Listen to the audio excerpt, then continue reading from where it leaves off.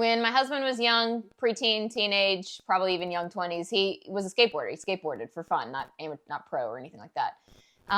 And we still spend a decent amount of our YouTube hours watching slam videos. I'm going to call them slam videos, and I'm going to get roasted for this. I skateboarded. I was nothing to write home about. I could barely ollie, so don't roast me for the terminology here. But we spent a lot of time watching like Thrasher Magazine videos and videos in general of people doing these insane, crazy tricks and attempting to land them and crashing out a million times over. And it's been even more so on my mind here as of late since the new, I'm going to screw this up too, Tony Hawk Pro Skater 3 and 4, I believe, have been relaunched. Tell me I'm wrong in the comments. And some of this nostalgia coming back up into play. And I was thinking as we watch these videos of these skateboarders attempting to hit these tricks, they are, if you've ever watched these videos, you know what I'm talking about. They are incredibly difficult to watch, at least for me. I don't know how they're able to do any of the things that they do.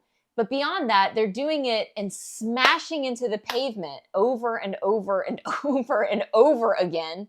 And they're typically doing it like out in the hot California or Arizona sun. It's just insane to me. I don't understand how it happens. And to watch these guys literally eat pavement time after time and get up and try it again is really inspiring to me. Now, I watch a lot of it through like, my fingers because and a lot of sucking of teeth and like, oh God.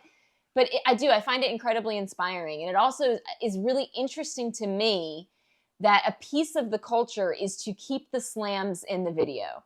You don't edit out the mistakes. They have to be included in the video. If you're attempting like an insane trick that no one's ever done before, you have to have all the footage of you eating dirt, concrete, asphalt, time and time again, which is so interesting and isn't uncommon in sports, but I think is truly highlighted in skateboarding more than other sports that I can think of at least.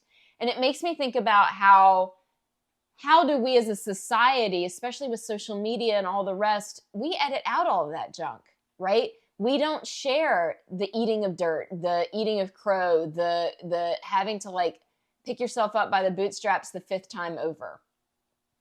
And it makes me think about what I'd written about a few months ago, too, of why I'm okay. Why is it that I am okay with people seeing me having struggled, but not allowing people to see me in the struggle? And how that's the very antithesis to what it is that skateboarders do in their videos. They allow the struggle to be seen as well.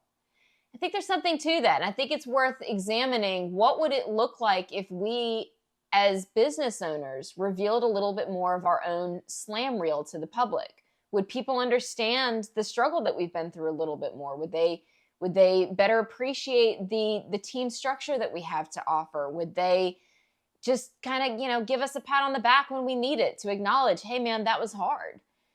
Maybe it's worth examining what is it that I'm editing out of my trick videos, and could I put some of the slams back in it?